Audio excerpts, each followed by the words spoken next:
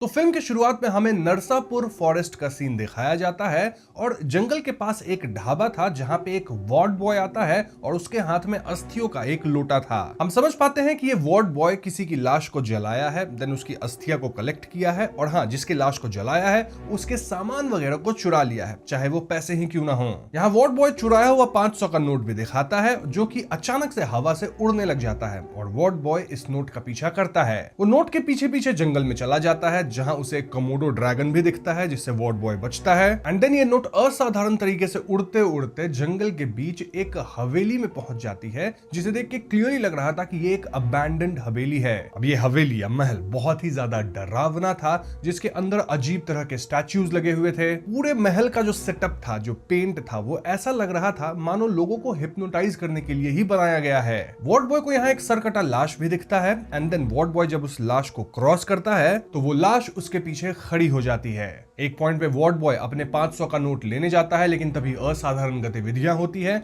और एक आवाज आती है सेइंग कि तुमने जो कुछ भी मेरा लिया है उसे यहीं पे छोड़ दो। वार्ड बॉय जल्दी जल्दी अपने पास से कुछ गहने, कुछ पैसे निकालता है, यहाँ पे रखने लगता है सेइंग कि मैंने यही सब लिया था, मैंने सब कुछ रख दिया है। देन वो कहता है मुझसे गलती हो गई, लेकिन इतने में वार्ड बॉय पे अटैक होता है और यहीं पे सीन कट हो जाती है। यहाँ से सीन शिफ्ट होकर राजा साहब पे आती है जिसे प्यार से लोग राजू भी बुलाते हैं, लेकिन वीडियो के अंदर हम उसे राजा साहब ही कहेंगे।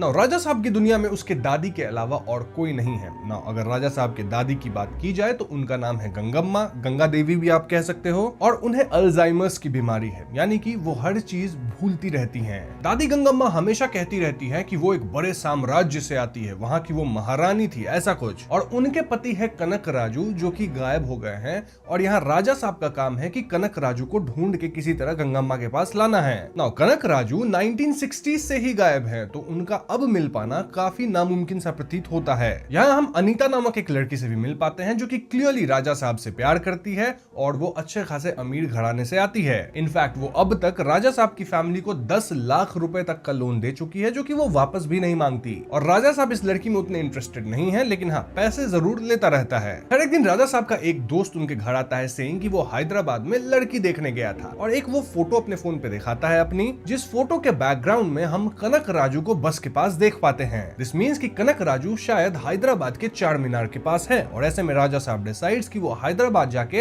अपने दादाजी को ढूंढ के लाएगा। अब क्योंकि ये 1960 का मिसिंग रिपोर्ट केस था तो इसको ढूंढने में पुलिस की भी मदद लगेगी ही। और पुलिस का जो सीआई था वो क्लियरली कह देता है कि मैं 5 लाख रुपए लूंगा, फिर मैं तुम्हारे दादाजी को ढूंढूंगा। ऐसे में राजा साहब अनीता से 5 लाख रुपए मांगता है और इन रुपए को लेकर वो हैदराबाद के लिए निकल जाता है। वहीं दादी की बात की जाए तो वो गाँव में ही रहती है। अब हैदराबाद पहुंचते राजा साहब एक बंदे से मिलता है जो कि उनके ही गांव का था और यहाँ ऑटो चला रहा था। हालांकि वो गांव में कहता है कि वो एक इंजीनियर है। इसकी ही ऑटो में घूमते हुए राजा साहब को एक बेसी नाम की क्रिश्चियन लड़की दिखती है जो कि अभी नन बनी नहीं है लेकिन उसी राह पे है और राजा साहब को इस लड़की से एक ही नजर में प्यार हो जाता है। बस फिर क्या था, राजा साहब अपने पैसे लेके चर्च के अंदर जाता है और यहाँ राजा साहब की लिली नामक एक बच्चे से मुलाकात होती है जहाँ कुछ फनी सीन्स है, लेकिन पॉइंट ये पता चलता है कि लिली के हार्ट का ऑपरेशन होना है जिसमें 3 लाख रुपए चाहिए। ये सुन के राजा साहब का दिल पिघल जाता है, साथ ही बेसी को भी इंप्रेस करना था, तो ऐसे में राजा साहब अपने 5 लाख में से 3 लाख लिली के ऑपरेशन के लिए दे देता है। यानी कि अब उसके पास सिर्फ 2 लाख रुपए बचे हैं जबकि उसको सीआई को ही 5 लाख रुपए देना था। वहीं अगर बेसी की बात की जाए तो वो अनाथ है और इसीलिए वो चर्च में सेवा करती थी और कहीं ना कहीं नन बनना चाहती थी, लेकिन अब बेसी को भी समहाउ राजा साहब से प्यार हो गया है तो ऐसे में वो अब नन नहीं बनना चाहती क्योंकि नन्स जो होती है वो सेलिबेसी का प्रण लेती हैं। खैर इसके बाद राजा साहब अपने एक पुलिस वाले मामा थे उनके कांटेक्ट से सीआई से मिलता है, उसे पैसे देता है, मतलब पैसे वाला बैग दे दिया, अंदर 2 ही लाख है लेकिन सीआई को फिलहाल नहीं पता चला। एंड देन राजा साहब सीआई को ये केस समझाता है। राजा साहब बताता है कि 1960 के दौरान से ही ये केस ओपन हो गया था और राजा साहब की दादी बताती है कि उसी दौरान गंगा राजू नामक एक आदमी देवनगर के साम्राज्य से आभूषण का जो संदूक था वो लेके भाग गया था। ये वही साम्राज्य है जिसके ऊपर सपोजिटली राजा साहब की दादी और दादा राज करते थे और तभी दादा प्रण लिए कि जब तक वो उस आभूषण का संदूक खोज न ले वो घर वापस नहीं लौटेंगे। तब से वो गायब है और उनका कोई अता पता नहीं है, ऑल्दो कुछ ही दिन पहले वो हैदराबाद के चार मीनार के पास दिखे हैं। सीआई राजा साहब से पैसे के बैग लेता है और वो कहता है कि वो तुरंत ही सर्च शुरू करेगा। ध्यान रहे, सीआई को लग रहा है कि बैग के अंदर 5 लाख रुपए हैं लेकिन एक्चुअली में बैग में सिर्फ 2 लाख ही है। खैर इसके बाद राजा साहब को बेसी का कॉल आता है जो कि राजा साहब को ब्लेम करती है कि उसके दादाजी बेसी के 3 लाख रुपए लेके भाग गए। वही 3 लाख रुपए जो कि राजा साहब लिली के ऑपरेशन के लिए डोनेट किया था। तो हुआ ये कि बेसी एक्चुअली हॉस्पिटल के लाइन में थी, पैसे जमा करवाने वाली थी फॉर ऑपरेशन, और वहां पे राजा साहब के दादू कनक राजू थे जो कि बेसी से कहते हैं कि लाइन में तुम मेरी जगह आ जाओ, इनफैक्ट तुम अपना पैसा मुझे दे दो, मैं ही जमा करवा दूंगा अपने कुछ पैसे मिला के। अब बेसी पैसे देने में हिचकिचा रही थी, लेकिन कनक राजू बेसी को कहीं ना कहीं हिप्नोटाइज किया, उससे पैसे ले लिया और फरार हो गया। अब ये बात राजा साहब के लिए बहुत ज्यादा कंफ्यूजिंग थी, क्योंकि दादी हमेशा ये बताती थी कि दादाजी एक्चुअली आभूषण ढूंढने गए हैं, मतलब वो चोर को ढूंढने गए हैं, वो खुद चोर नहीं है। लेकिन यहां जो कुछ हुआ उससे तो ये प्रतीत होता है कि ये कनक राजू यानी कि जो राजा साहब का दादा है वो खुद ही चोर है। तो हाँ, इस पॉइंट पे बेसी राजा साहब से 3 लाख रुपए मांग रही थी कि वो पैसे वापस करो। वहीं पुलिस के सीआई को भी पता चल गया कि बैग में सिर्फ 2 लाख थे, तो वो भी कहता है कि एक दिन के अंदर 3 लाख रुपए मुझे चाहिए। राजा साहब एक कैफे में बैठ के कंफ्यूज था कि आखिर वो इतने पैसे तुरंत कहां से लेके आएगा, और तभी उसके सामने भैरवी नाम की एक लड़की आती है जो कि सीधे पैसे से भरा बैग रखती है जिसके अंदर 1 करोड़ रुपए थे। भैरवी का कहना था कि राजा साहब के जो दादाजी थे वो भैरवी के नाना जी की कभी तो मदद किए थे और वही ये लोग चुका रहे हैं, तो 1 करोड़ रुपए देने के लिए आई है भैरवी, लेकिन वो ये पैसा राजा साहब के दादाजी के ही हाथ में देगी। अब यहाँ कुछ गुंडे होते हैं जो कि ये पैसे लेके भागने की कोशिश करते हैं, लेकिन राजा साहब उसे पीट देता है। इसी लड़ाई के दौरान राजा साहब और भैरवी के बीच में भी नैन मटक्का होता है एंड ऐसा सिचुएशन बनता है कि भैरवी राजा साहब के बाहों में थी, और तभी बेसी आती है जो कि राजा साहब को इस पोजीशन में देख लेती है और उसे लगता है कि ये तो किसी और के साथ कमिटेड है। ऑल्दो राजा साहब वाज क्लियर कि उसे बेसी ही पसंद है, लेकिन अब बेसी को तो ऐसा नहीं लगता। इस सब के दौरान हम बूढ़े गंगा राजू को भी देखते हैं जो कि राजा साहब पे नजर रख रहा था। जी हाँ, ये वही गंगा राजू है जिसके ऊपर आरोप है कि वो आभूषण वाला संदूक लेके चुरा के भागा था, और ये गंगा राजू भैरवी से किसी तरह कनेक्टेड है। इनफैक्ट ये भैरवी का नाना है। तो भैरवी यहाँ राजा साहब के पास क्यों आई है? खैर, यहाँ राजा साहब का एक दोस्त था, उसके साथ 2 लोग चल रहे थे, एक पुलिस वाला मामा और एक और जो वो ऑटो वाला बंदा था। इनमें से ही कोई एक बोल देता है कि ये जो नन्स होती हैं वो सेलिब्रेट होती हैं, तो वो शादी वगैरह कर नहीं सकती, तो राजा साहब अगर बेसी से प्यार करता भी है तो आगे कुछ होगा नहीं, इसलिए राजा साहब को मूव ऑन करके भैरवी को अपना लेना चाहिए, और राजा साहब भी ऐसा ही करता है। वहीं अगर राजा साहब के दादी की बात की जाए तो उनको कुछ तो सपना आया है दादाजी का, जिसके कारण वो गांव अकेले छोड़ के हैदराबाद आ चुकी हैं। जैसे ही राजा साहब को ये पता लगता है वो भैरवी के साथ पूरे हैदराबाद में घूमने लगता है ताकि वो अपनी दादी को ढूंढ सके। इनफैक्ट राजा साहब को अपनी दादी के कुछ कपड़े भी रोड पे मिलते हैं और वो उसी एरिया में अपनी दादी को ढूंढने लगता है। वहीं दादी को कुछ गुंडे पकड़ लिए थे, और वो इसलिए पकड़े थे क्योंकि दादी के पास सोने के कंगन, मंगलसूत्र वगैरह थे, तो ये सब छीनना चाहते थे। ऐन वक्त पे यहाँ राजा साहब और भैरवी पहुंचते हैं, जहां भैरवी पहले लड़ना शुरू करती है और वो गुंडों को पीट देती है। एक पॉइंट पे ये गुंडे भैरवी पे भारी पड़ते हैं जब राजा साहब एंट्री लेता है और फिर वो गुंडों को पीट देता है। अब अगले दिन पुलिस स्टेशन के पास राजा साहब गंगा राजू को देख लेता है और वो उसे दौड़ा के पीटना शुरू करता है। तभी भैरवी आती है, राजा साहब को रोकती है, सेइंग कि ये मेरे नाना जी हैं, इन्हें मत पीटो। और राजा साहब को समझ में नहीं आता कि भैरवी के नाना अगर एक चोर है तो भैरवी आखिर राजा साहब के पास 1 करोड़ रुपए लेके क्यों आई। इस पॉइंट पे गंगा राजू रिवील करता है कि वो कभी भी आभूषण वाला संदूक चुराया ही नहीं था। इनफैक्ट चोर तो राजा साहब का दादा है, मतलब कनक राजू। गंगा राजू तो भैरवी का नाना है और वो खुद कनक राजू को ढूंढ रहा है, और इसीलिए भैरवी 1 करोड़ लेके गई थी। और ध्यान रहे वो क्या बोली थी कि वो कनक राजू के हाथ में ही ये पैसे देगी ताकि जब कनक राजू आए तो ये लोग उसको धड़ दबोचे। जी हाँ दोस्तों, इस पॉइंट पे गंगा राजू सारी बातें रिवील करता है और जिससे हमें पता चलता है कि एक्चुअली में विलन कनक राजू ही है। और इन बातों को समझने के लिए हमें पास्ट में जाना होगा, यानी पास्ट में क्या हुआ था उसे समझना होगा। तो राजा साहब की दादी वाकई में साधारण नहीं है, बल्कि वो देवनगर साम्राज्य की महारानी गंगा देवी हैं। गंगा देवी हमेशा गरीबों की मदद करती थी और बहुत खूबसूरत थी। और कनक राजू की बात की जाए तो वो तो इस साम्राज्य में छोटा सा एक भिखारी था। तो एक बार गंगा देवी खाना बांट रही होती है और ऐसे में कनक राजू को इतना भूख लगा था, उसके अंदर इतना लालच था कि वो दौड़ते हुए जाता है और गंगा देवी का हाथ ही पकड़ लेता है। अब महारानी का हाथ ऐसे पकड़ना तो क्राइम है, तो ऐसे में गंगा देवी का जो एक सिपाही था, सेनापति आप कह सकते हैं, वो एक्चुअली में गंगा राजू था। और गंगा राजू यहाँ कनक राजू को पीटता है, सिपाही भी पीटते हैं। इस अपमान को कनक राजू बर्दाश्त नहीं कर कर पाता और वो बदला लेने की सोचता है। कैसे बदला लेगा? वो काफी दूर चलते हुए किसी बैरागी के पास जाता है जो कि भयानक तांत्रिक है। कनक राजू का प्लान था कि वो बैरागी से एक ऐसी विद्या सीख लेगा जिससे वो गंगा देवी को अपने वश में करके उससे शादी कर लेगा, देन उसका सारा संपत्ति हड़प लेगा। बैरागी काले जादू में माहिर था और वो कनक राजू को अपना हाथ डोनेट करने को कहता है। कनक राजू तुरंत अपना हाथ काट के डोनेट करता है और इससे प्रसन्न होकर बैरागी पहले तो उनका हाथ वापस से जोड़ देता है एंड देन वो कनक राजू को विद्या सिखाना शुरू करता है। एक रिचुअल के तहत कनक राजू को एक कुएं में उल्टा लटकाया जाता है जहां उसे अमावस्या की रात तक तप करना था, मतलब वहां पे उसको मंत्र जाप करते रहना था। यहाँ कुछ रक्त पिशाच भी उस पर हमला करते हैं जिससे उसे बचना था एंड फाइनली समहाउ ये रिचुअल पूरा होता है जिससे जो पावर चाहिए थी कनक राजू को वो मिल चुकी थी। तो हाँ, अब कनक राजू के पास असीम शक्तियां हैं और यहाँ वो प्रसाद होता है ना, फल ऐसा कुछ लेके जाता है और सीधा यहाँ से चलते हुए गंगा देवी के महल तक पहुंचता है। वहां वो एक झटके में सिपाहियों को हटाता है और गंगा देवी को कहता है आओ प्रसाद खाओ, मतलब ये जो फल है उसे खा लो। और गंगा देवी भी मंत्रमुग्ध होकर नीचे जाती है, इस फल को खा लेती है। फल को खाते ही उनका जो दिमाग था वो पूरी तरह से कनक राजू के कब्जे में आ जाता है। आगे हम देखते हैं कि कनक राजू गंगा देवी से शादी कर लेता है एंड कुछ ही सालों के अंदर साम्राज्य का जितना भी खजाना था वो सब खा जाता है, मतलब हड़प लेता है। इनफैक्ट वो गहनों का जो आभूषण था वो भी कनक राजू ही चुराया था। अब गंगा देवी के रिलेटिव्स उससे खुश नहीं थे क्योंकि वो एक ऐसे घटिया इंसान के साथ शादी कर ली थी और इसलिए रिलेटिव्स गंगा देवी को यहाँ से निकाल देते हैं, महल से निकाल देते हैं। तो गंगा देवी यहाँ से निकल जाती है, उन्हें एक साधारण जिंदगी जीनी पड़ती है और इसी सब के दौरान गंगा देवी का जो बेटा था जो कि शादी भी कर चुका था तो वो भी खत्म हो जाते हैं, मतलब बेटा बहू भी खत्म हो गए, बस उनका बच्चा बच गया जो कि ऑफ कोर्स अपना राजा साहब है। और यही गंगा देवी अब गंगम्मा है जिनको अल्जाइमर्स हो चुका है, उन्हें कुछ याद नहीं रहता, उन्हें बस इतना पता है कि वो किसी बड़े साम्राज्य से थी और फिलहाल काफी गरीबी में रहती हैं और राजा साहब को वो अकेले ही पाली हैं। ये सब सुनकर राजा साहब डिसाइड्स कि अब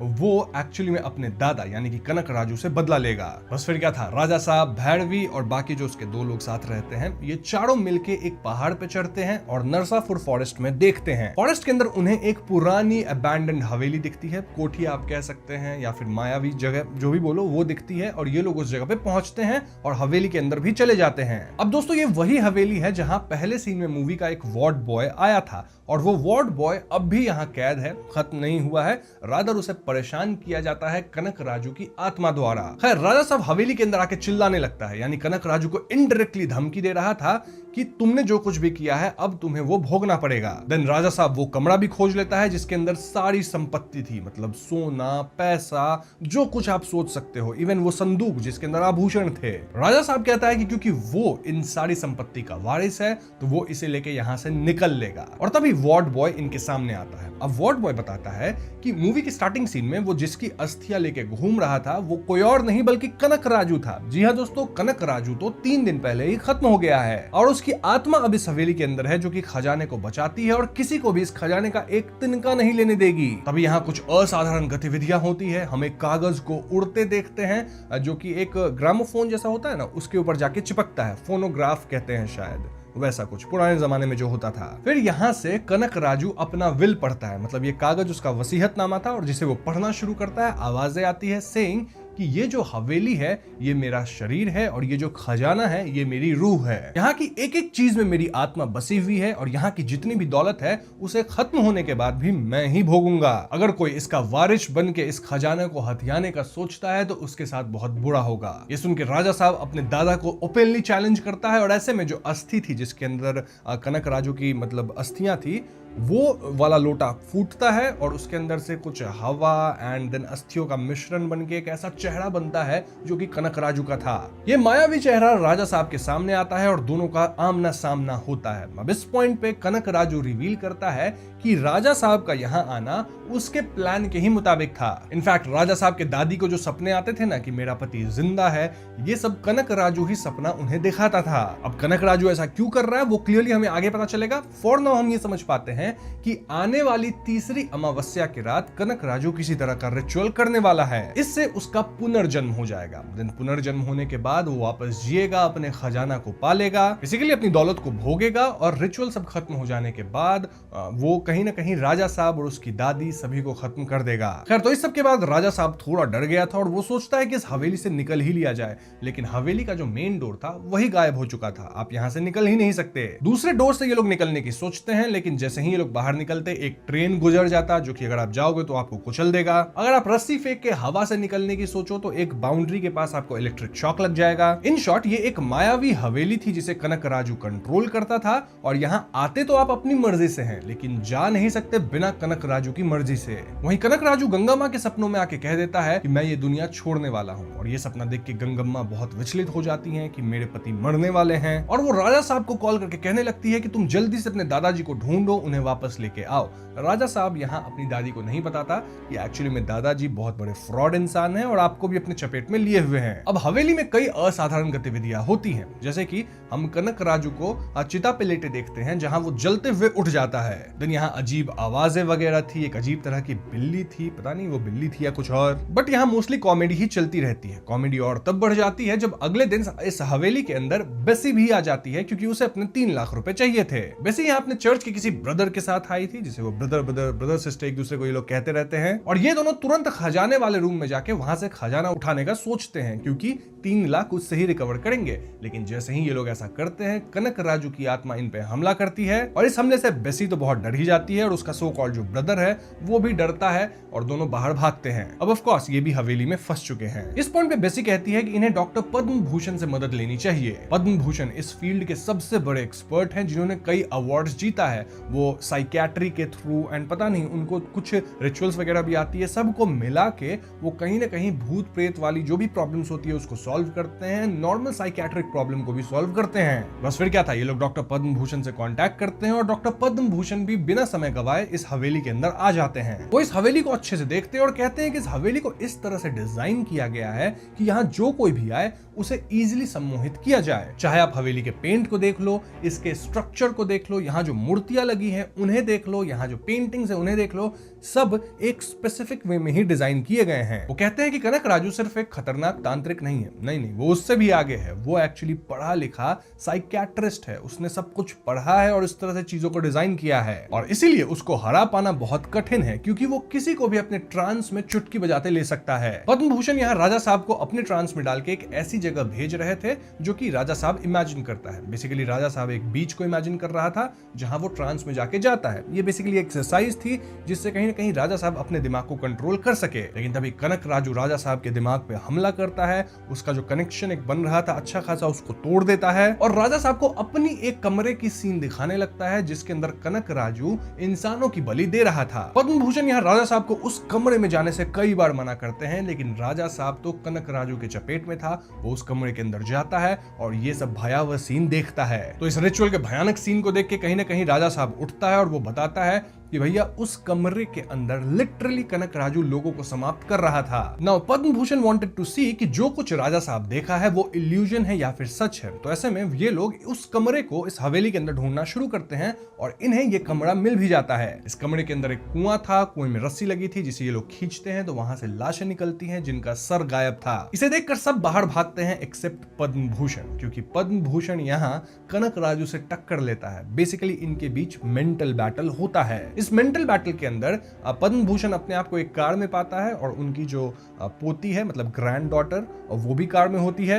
और कनक राजू इस कार की एक्सीडेंट करवाने लगता है। वहीं पद्म भूषण अपने दिमाग के कंट्रोल से कार को बचाने की कोशिश करते हैं। अल्टीमेटली होता यह है कि उनकी जो ग्रैंड डॉटर थी वो कार से खाई में नीचे गिर जाती है। दिस डिपिक्ट्स कि कहीं ना कहीं कनक राजू माइंड गेम्स के अंदर पद्म भूषण को भी हरा दिया है। ये सब चीज रियल नहीं था, एक इमेजिनेशन था, जैसे मैंने बताया सिर्फ माइंड गेम्स था। ऐसे में पद्म भूषण उस कमरे से निकलते हैं और बाकियों को कहते हैं कि कनक राजू को हरा पाना असंभव है। कनक राजू को सबकी कमजोरी पता है और उसे हराने के लिए शायद अगर हम सेल्फ हिप्नोटिज्म करते हैं तो शायद वो काम आए। इसके अलावा पद्म भूषण एक किताब को देख के सहस्त्र चक्र को जागृत करने की बात करते हैं, क्योंकि इसकी शक्ति से कनक राजू जैसे शैतान को हराया जा सकता है। अब इस सहस्त्र चक्र को जागृत किया कैसे जाए। वेल, इसके लिए इंसान को सालों का तप करना होगा, ध्यान करना होगा, जो कि ऑफ कोर्स हमारे क्या कहते हैं, राजा साहब के पास समय नहीं है। या फिर एक दूसरा तरीका है कि इंसान अपने भावोद्वेग की मदद से इसे जागृत कर सकते हैं। भावोद्वेग बोले तो इमोशंस, एक्सट्रीम इमोशंस होते हैं ना, चाहे वो हैप्पीनेस हो, सैडनेस हो, एंगर हो, जो कुछ भी है, उन इमोशंस की मदद से इसे जागृत किया जा सकता है। बेसिकली सुपर इमोशनल स्टेट में सारे इमोशंस के साथ अगर आप अपने दिमाग के विचारों को जोड़ देते हैं तो सहस्त्र चक्र जागृत हो सकती है। अब ये बातें हो ही रही थी कि कनक राजू पद्म भूषण पे अटैक करता है, उसे हवा में उठा लेता है और फेंकते हुए सीधा हवेली के बाहर छोड़ देता है। राजा साहब और बाकी लोग बाहर देखने जाते हैं, लेकिन ये लोग तो मेन गेट से बाहर निकल ही नहीं सकते थे। तभी हवेली में एक और लड़की की एंट्री होती है एंड शी वाज अनीता। जी हाँ, ये वही अनीता है जो कि राजा साहब के गांव में उसके साथ रहती थी और हमेशा राजा साहब को पैसे देती थी। बेसिकली इस पॉइंट पे 3 लड़कियां हवेली में हैं, तीनों राजा साहब के लिए लड़ रही है और इसी बीच गाना वगैरह भी हो जाता है, नाचो नाचो। खैर, उस रात कनक राजू सीधा गंगा राजू को कॉल करता है, मतलब अपनी आवाज में नहीं बल्कि राजा साहब के फोन से राजा साहब की आवाज में, से इनकी दादाजी खत्म हो रहे हैं तो आप दादी को जल्दी से लेके इस हवेली तक आ जाओ। वैसे में गंगा राजू अगली ही सुबह दादी को यानी गंगम्मा को लेने के लिए जाता है एक टेंपल में, और इस टेंपल में गंगम्मा कुछ चढ़ा रही थी प्रसाद वगैरह गौ माता को, और गौ माता इसे रिजेक्ट कर देती है, जो कि एक बैड ओमेन है। ये दर्शाता है कि उनके साथ कुछ बुरा होने वाला है। तभी वो अपने सामने गंगा राजू को देखती है जो कि उन्हें लेने आया था, और वो तो गंगा राजू को चोर मानती है, राइट। तो वो हाइपर हो जाती है, उसे चोर कहने लगती है, और इसी सब सिचुएशन के कारण उनका जो दिमाग में प्रॉब्लम था वो कहीं ना कहीं एलिवेट हो जाता है और उन्हें एक मेंटल स्ट्रोक आता है। ब्रेन स्ट्रोक के कारण दादी को तुरंत अस्पताल में भर्ती किया जाता है, और यहाँ पे गंगा राजू फोन करता है राजा साहब को, सब कुछ बताता है, और राजा साहब समझ जाता है कि मैंने तो ऐसा कभी बोला ही नहीं था, यानी कि ये सारा खेल कनक राजू का है। बट द पॉइंट इज कि कनक राजू आखिर क्यों चाहता है कि गंगम्मा खत्म हो जाए, और अगर गंगम्मा को खत्म करना ही है तो वो खुद से क्यों नहीं करता, ऐसे इनडायरेक्ट वेज क्यों ढूंढ रहा है। इस पॉइंट पे राजा साहब बहुत ज्यादा गुस्सा हो चुका था और वो कार उठाता है और उसे चलाते हुए हवेली से समहाउ बाहर निकल जाता है। देन वो सीधा उस अस्पताल में पहुंचता है जहां गंगम्मा एडमिटेड थी, लेकिन तुरंत राजा साहब को रियलाइज होता है कि वो एक्चुअली में हवेली छोड़ के कभी निकला ही नहीं। इस कार को ड्राइव करना, अस्पताल पहुंचना, ये सब इल्यूजन था जो कि कनक राजू से दिखाया था। इस पॉइंट पे कनक राजू अपना मास्टर प्लान बताता है। कनक राजू अपने मरने से पहले बैरागी को बुलाया था और उससे पूछा था कि मर जाने के बाद भी मैं कैसे अपने जमा किए हुए इस पूरे खजाने को भोग सकूंगा। I mean, वो कैसे नया जन्म लेकर वापस से इस खजाने का मालिक बन पाएगा। बैरागी बताता है कि इसके लिए कनक राजू को सबसे पहले अपनी पत्नी को खत्म करना होगा, लेकिन नेचुरल वे में, मतलब वो जाके खुद से नहीं मार सकता। इससे कनक राजू के सारे पाप कर्मों का प्रेतार्पण उनकी पत्नी यानी दादी जो है वो करेंगी। इसलिए जब कनक राजू खत्म हुआ तो वो आत्मा बन के दादी के सपने में आता था, उन्हें डराता था बार बार कि मैं खत्म होने वाला हूँ, जिससे उनका जो मेंटल स्टेट है वो डिटोरिएट होता रहे। और गंगा राजू के सामने आने से उनका मेंटल स्टेट इतना खराब हुआ कि उन्हें ब्रेन स्ट्रोक आ गया है, और वो चाह रहा है कि किसी तरह गंगम्मा को नेचुरली मौत की तरफ पुश किया जाए। नेचुरली अगर वो खत्म होंगी तो कनक राजू का काम बन जाएगा। इनफैक्ट ब्रेन स्ट्रोक के कारण अब वो मौत के काफी करीब आ चुकी हैं। अभी वो हॉस्पिटल में है जहां शायद वो नहीं बचेंगी और वो पाप शक्तियों का आहार बन जाएंगी। तब कनक राजू फिर से जन्म लेगा और जैसे ही वो 6 साल का हो जाएगा वो अपनी दौलत तक पहुंच जाएगा और इसे आराम से भोगेगा जन्म जन्मांतर तक। रही बात की गंगम्मा अब भी क्यों कनक राजू को लेकर इतनी भावुक हो जाती हैं, तो ऑफ कोर्स उनका दिमाग अभी भी कनक राजू द्वारा कंट्रोल्ड है। ये सब सुनकर राजा साहब हवेली के अंदर जाता है